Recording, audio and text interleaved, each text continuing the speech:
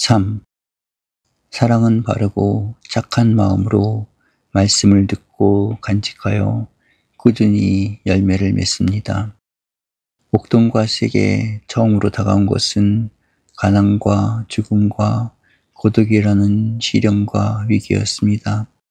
목동은 그것을 통해 죽음을 미리 체험해보는 죽음의 선구, 종말론적 체험을 하고 삶이 바뀌었습니다. 하지만 세상에는 이런 체험을 하지 못한 사람들의 삶이 평범한 다수로 대부분을 차지합니다. 그 평범한 다수는 그저 살고 있을 뿐입니다. 일상적인 삶을 이어가고 있는 것입니다. 우리가 흔히 말하는 식으로 먹고 마시며 생명을 이어가는 생활을 합니다.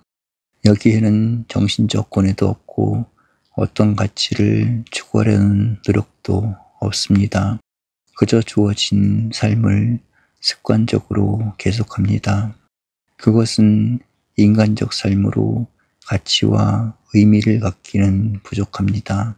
존 스튜어트 밀은 그런 사람들을 배부른 돼지나 만족하는 바보라고 말합니다.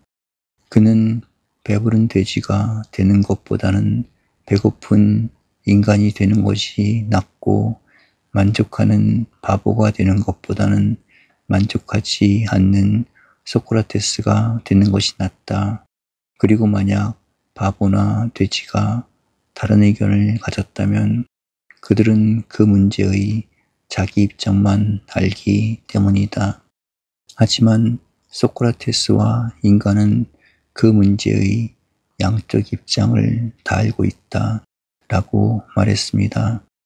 이것은 삶이 먼저이고 기초적인 행위가 뒤따르는 것이 아니라 생각이 앞서고 행위가 뒤따르는 생활을 하라는 의미입니다. 우리가 쉽게 표현하는 일반적인 의식 구조와 사고방식을 갖고 사회생활을 영위하는 것입니다.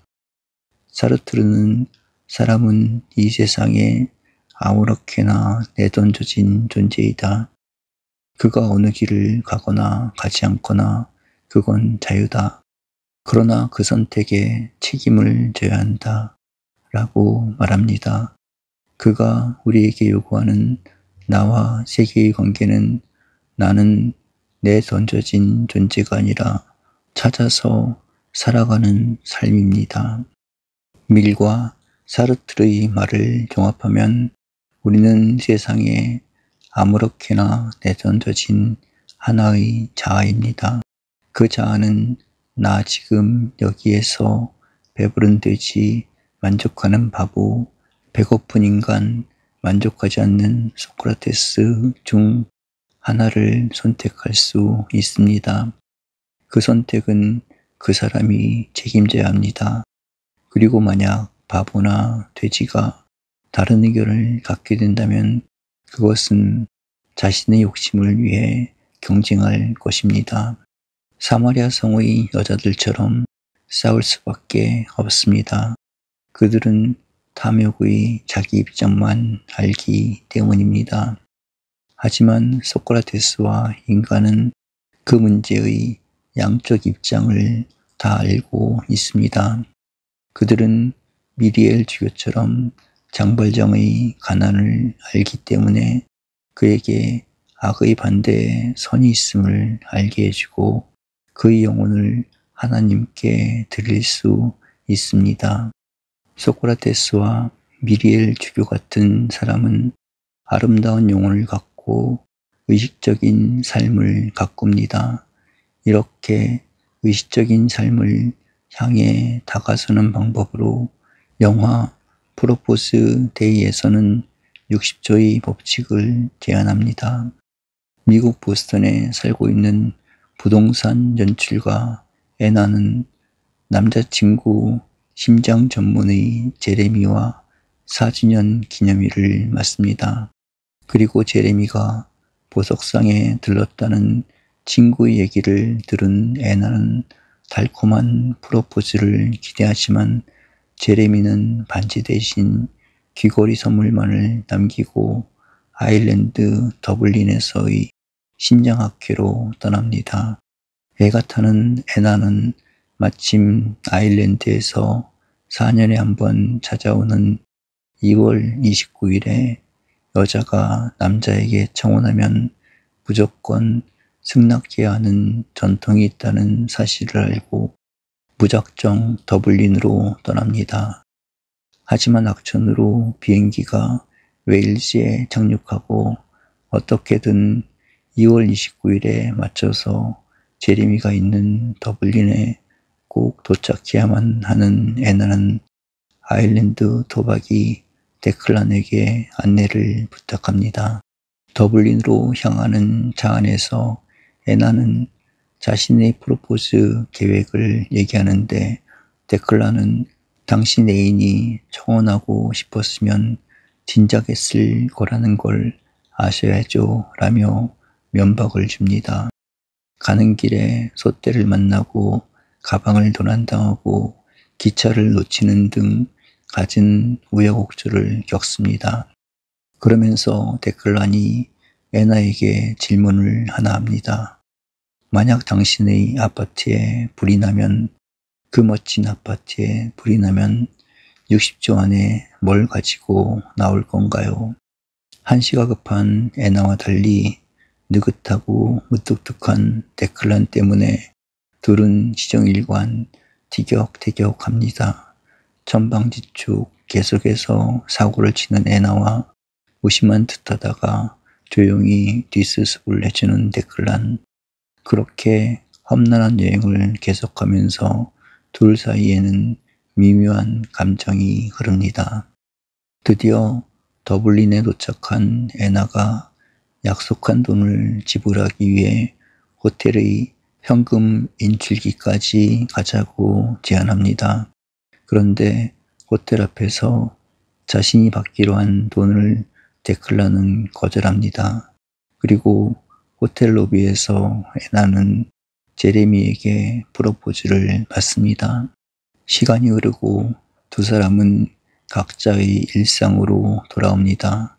그런데 애나가 몰랐던 사실을 알게 됩니다. 제레미가 아파트를 사기 위해 청혼을 했던 것입니다.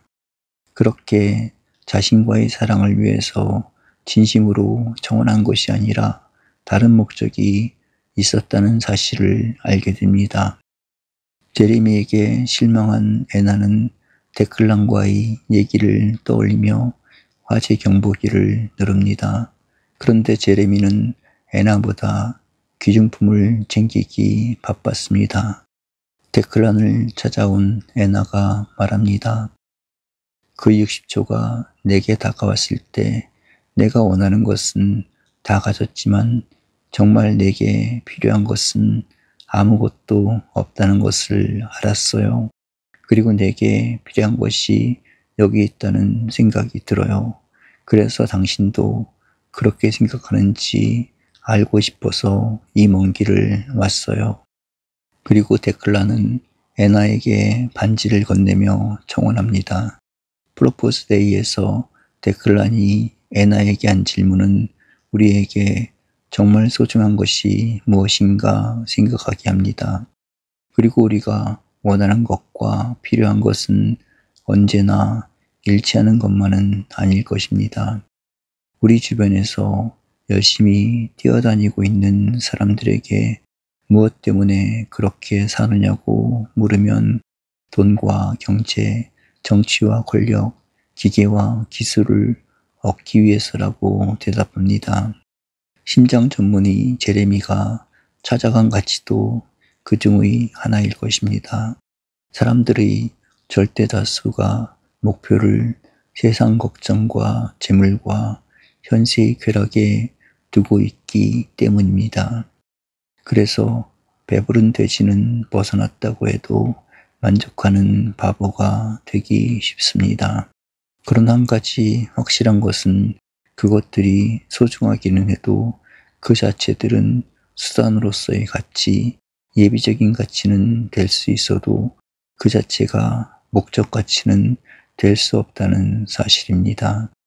그 자체가 목적 가치일 때는 사람들이 삶과 사회는 전도된 가치관 때문에 불안을 가져옵니다.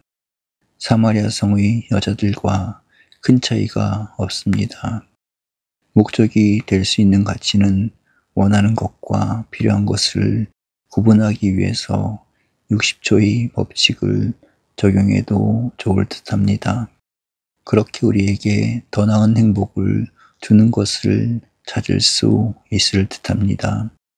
행복의 첫 번째 비결은 원하는 것을 얼마나 갖고 있는가가 아니라 필요한 것을 찾아가는 노력일 듯합니다.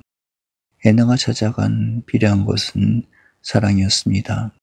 그런 사람은 적어도 배고픈 인간의 삶을 살 수 있습니다. 많은 수의 사람은 제레미처럼 배부른 돼지 만족하는 바보로 살기 쉽습니다. 그리고 애나와 데클란이 찾은 사랑도 귀중한 가치일 것입니다. 그런데 사랑을 넘어서는 제3의 단계라고 볼 수 있는 정신의 위치로 올라가는 정신적 영역의 삶이 있습니다. 그 영역은 문화를 창조하고 더 높은 가치를 추구하며 삶의 영구한 궁극적인 의미를 찾는 삶으로 이어집니다. 예술, 사랑, 진리 등이 있고 한 걸음 더 나아가 인간적 존재와 삶의 본질적 의의를 추구해가는 삶이 요구될 수 있습니다. 그것은 아름다운 영혼을 지닌 만족하지 않는 소크라테스의 삶입니다. 씨 뿌리는 비유의 설명에서 그 방향을 예수는 우리에게 깨우쳐 줍니다. 씨는 하느님의 말씀이다. 씨가 길바닥에 떨어졌다는 것은 말씀을 듣기는 하였지만 악마가 와서 그 말씀을 마음에서 빼앗아가기 때문에 믿지도 못하고 구원도 받지 못하는 사람들을 두고 하는 말이다. 씨가 바위에 떨어졌다는 것은 말씀을 듣고 기꺼이 받아들이기는 하지만 뿌리가 내리지 않아 그 믿음이 오래가지 못하고 시련의 때가 오면 곧 떨어져 나가는 사람들을 두고 하는 말이다. 또 씨가 가시덤불에 떨어졌다는 것은 말씀을 듣기는 하였지만 살아가는 동안에 세상 걱정과 재물과 현세의 쾌락에 눌려 열매를 제대로 맺지 못하는 사람들을 두고 하는 말이다. 그러나 씨가 좋은 땅에 떨어졌다는 것은 바르고 착한 마음으로 말씀을 듣고 간직하여 꾸준히 열매를 맺는 사람들을 두고 하는 말이다. 누가복음 8장 11에서 15절.